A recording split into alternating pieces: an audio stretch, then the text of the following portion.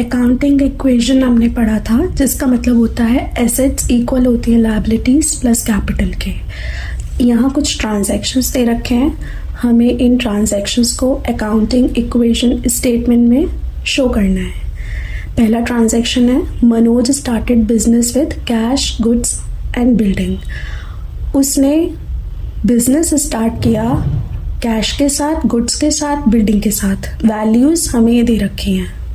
First transaction के according cash हमारा 2,30,000 है, स्टॉक इतना, बिल्डिंग इतना।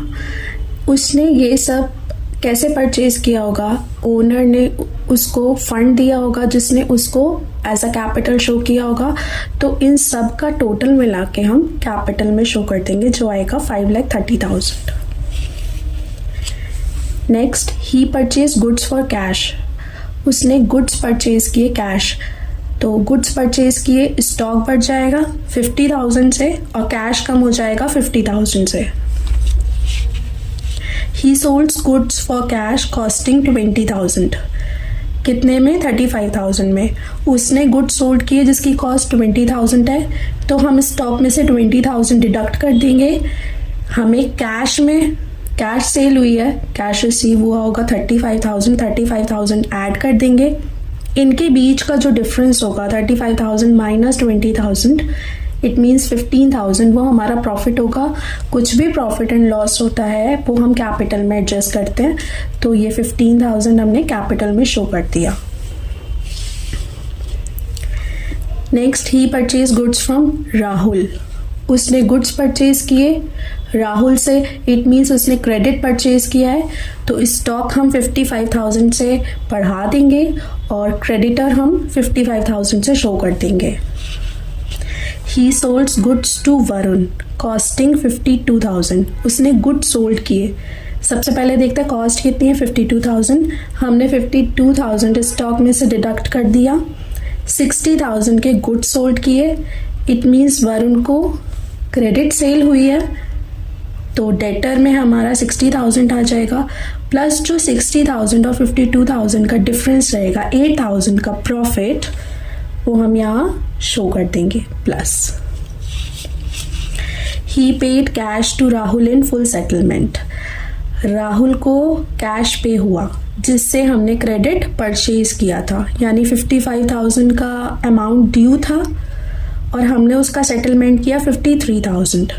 तो क्रेडिटर तो हम 55,000 से नील कर देंगे और जो हमें प्रॉफिट हुआ है हमें पे करना था 55,000, 53,000 में सेटलमेंट हुआ। 2,000 का जो हमें प्रॉफिट हुआ वो हम यहाँ कैपिटल में इस तरीके से शो कर देंगे, क्योंकि हमें ज़्यादा पे करना था बट सेटलमेंट कम में हुआ तो वो हमारा प्रॉफिट हो गया रिमेनिंग अमाउंट का, तो वो हम कैपिटल में शो कर देंगे।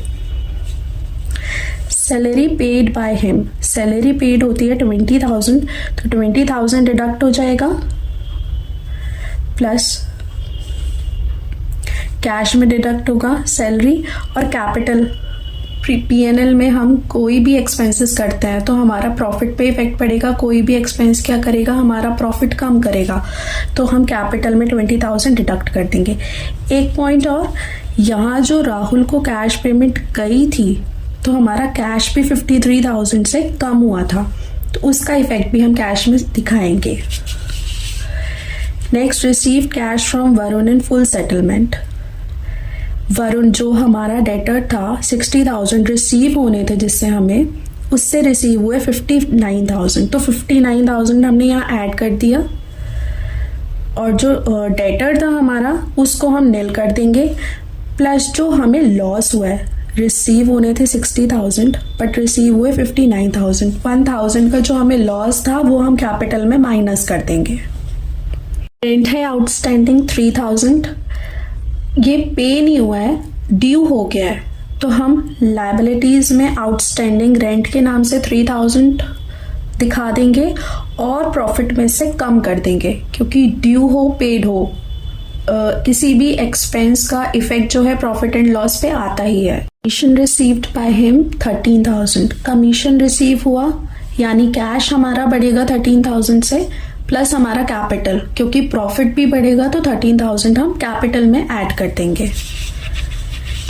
Amount withdraw by him for personal use, ये ड्राइंग्स है सीधा सीधा कि ओनर ने जो बिजनेस है उससे कैश विड्रॉ किया 20,000 का, तो 20,000 कैश डिडक्ट हो जाएगा और ड्राइंग्स एज अ ड्राइंग्स हम कैपिटल में से डिडक्ट कर देंगे। Depreciation charge on building 10,000, depreciation charge हुआ है पीएनएल में, डेप्रिसिएशन डिडक्ट होगा तो हम कैपिटल में से 10,000 माइनस कर देंगे, प्लस जो हमारी बिल्डिंग चली आ रही थी उस पे डेप्ट चार्ज करके हम रिमेनिंग बैलेंस निकाल लेंगे। सारे ट्रांजैक्शंस के इफेक्ट के बाद हमारे एसेट्स में कैश, स्टॉक और बिल्डिंग बचते हैं, जिनका बैलेंस हमने यहाँ मेंशन किया है। बैलेंस आता है 5,17,000। लायबिलिटीज में आउटस्टैंडिंग रेंट कैपिटल, उसका बैलेंस भी आता है 5,17,000। तो इस तरीके से हम ट्रांजैक्शंस का इफेक्ट दिखाएंगे और हमारा बैलेंस लास्ट में दोनों का इक्वल आना चाहिए। Means assets equals to liabilities plus capital.